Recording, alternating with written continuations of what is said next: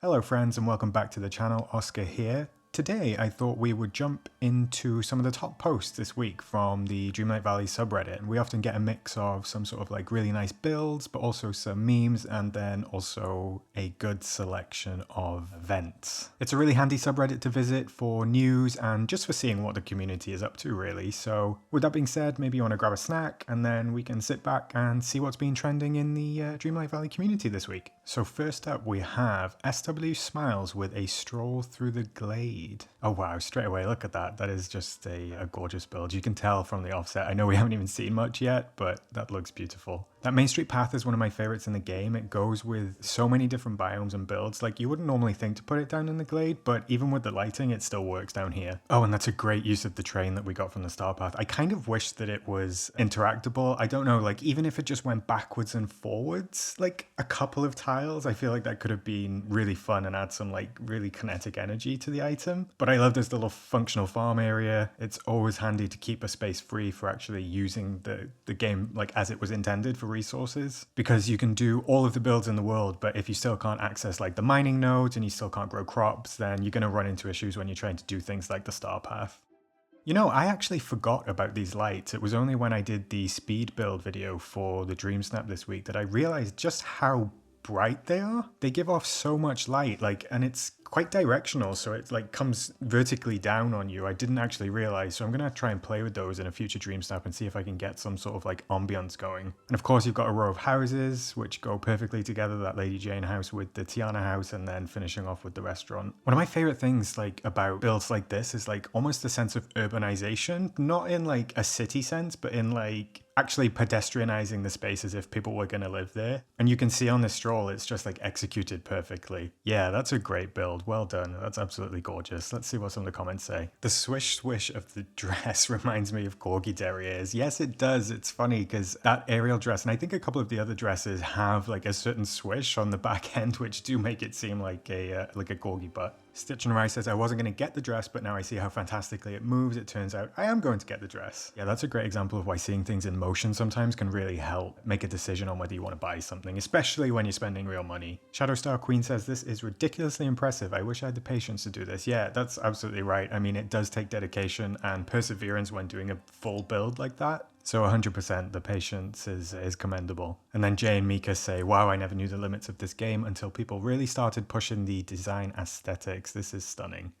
Makes me want to dive in and build, but I wouldn't even know where to start. Yeah, that's it. And oftentimes watching clips like this can give you so much inspiration. That's why I don't mind sharing my dream snaps and things like that and my process behind them, because, you know, this is a single player game. I'm not bothered if somebody wants to copy me exactly down to the last butterfly bush. It really doesn't bother me. So any inspiration from me or anyone else who posts builds like this in the hope of giving people inspiration, yeah, it's just what we do. And it's nice to have that sort of access to the community and for people to share, which is really nice. All right, next up is Difficult 2201, and they say, an apology. I genuinely appreciate that they address the main game's unfinished storyline finally. It gives me hope that it's coming soon. So yeah, this is the apology letter that we got in the mail from the devs, aka the Forgotten, and this sort of directly addresses the concerns that the community had around Skull Rock and it just kind of like being forgotten, ironic from the Forgotten, but it is nice to see some sort of acknowledgement of the main storyline, because this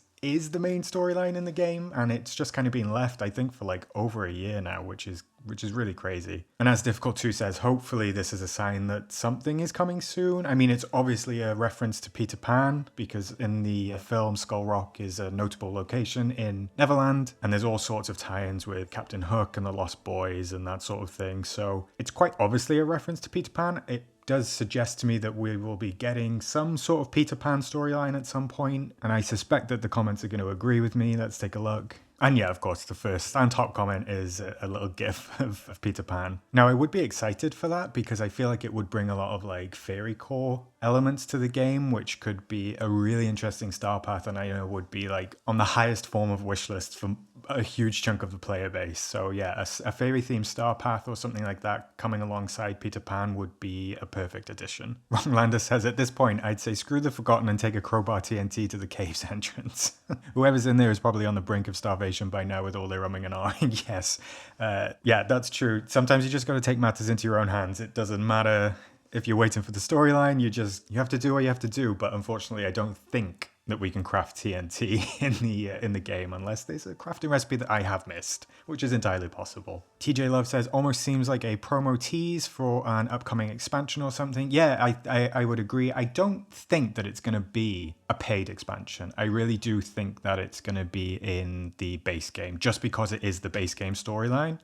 Especially with the fact that we've got that sort of like villains adjacent announcement from Eternity Isle. They seem to keep the DLC related stuff within the DLC, and then they've left the base game content within the base game. And Skull Rock is accessible from Dazzle Beach. It's not as if you're going to that area of the castle where it has the DLC teleportation points. So yeah, I do think it's going to be base game. Kiki Pie says the devs are really calling us out, lol. So it's a screenshot of Merlin, and he says, putting it on the to-do list right between checking Mr. McDuck's Scrooge shop for new clothes and watering my crops.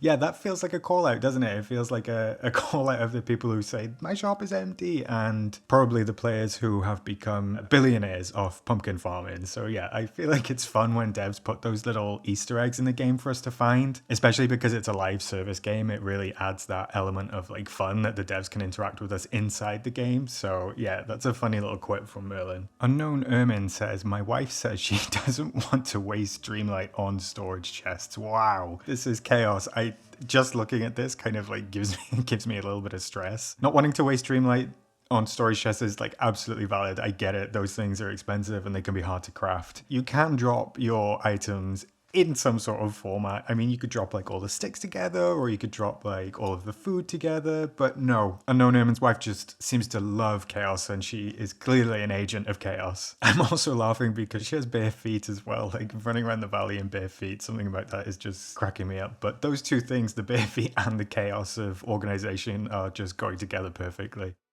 Misanthropy 13 as well says, the No Shoes character says it all, she's feral.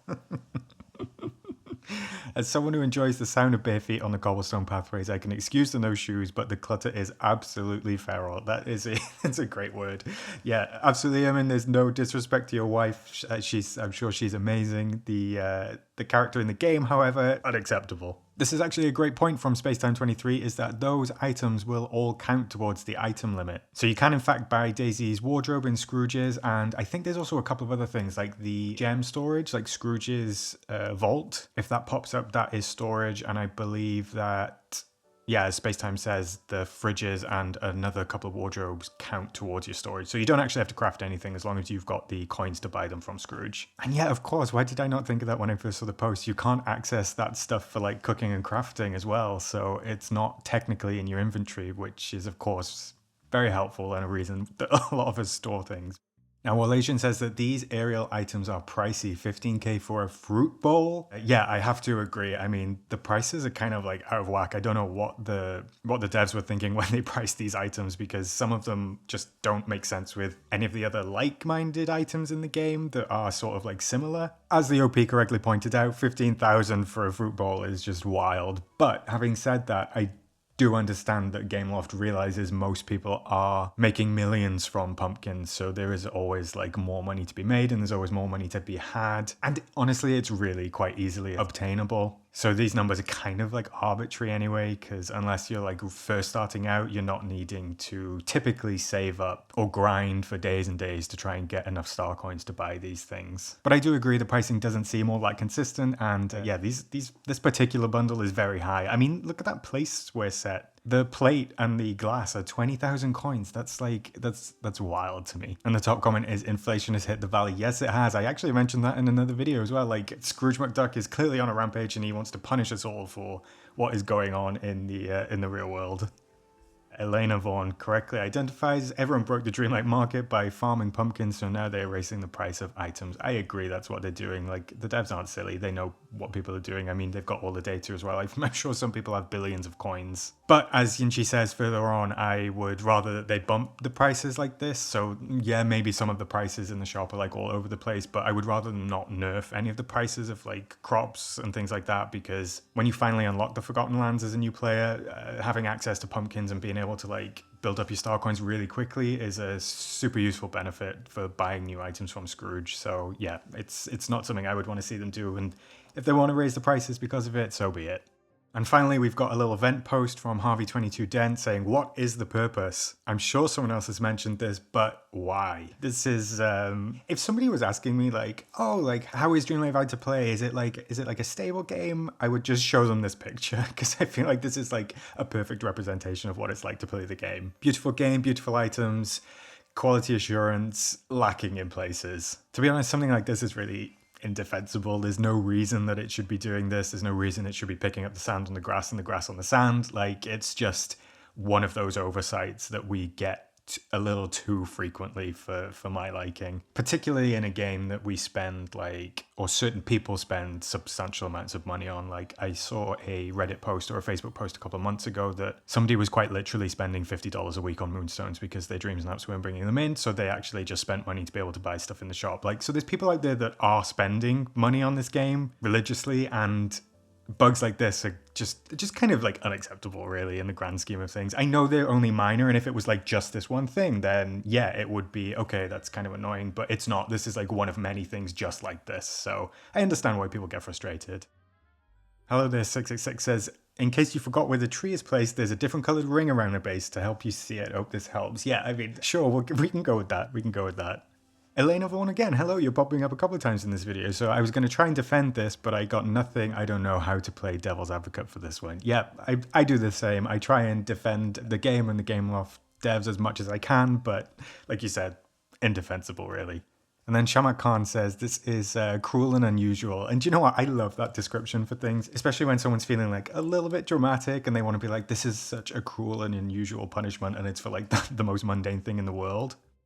Alright everyone, well that wraps up the Reddit review for this week. I hope you enjoyed exploring some of the top posts from the Dreamlight Valley subreddit. Like I said at the start, it is a really nice community. There's a lot of funny posts on there, there's a lot of helpful posts, so yeah, go check it out if you get a second. Maybe you've seen something cool or have any thoughts on these posts or anything that we've taken a look at. Go ahead and drop a comment below. I always love to hear your takes on things. Don't forget to like, subscribe, and then hit that notification bell so you never miss out on the latest Dreamlight Valley content from Oscar's Cozy Corner. But thank you for watching this one, and I will see you in the next video, as well as in the valley.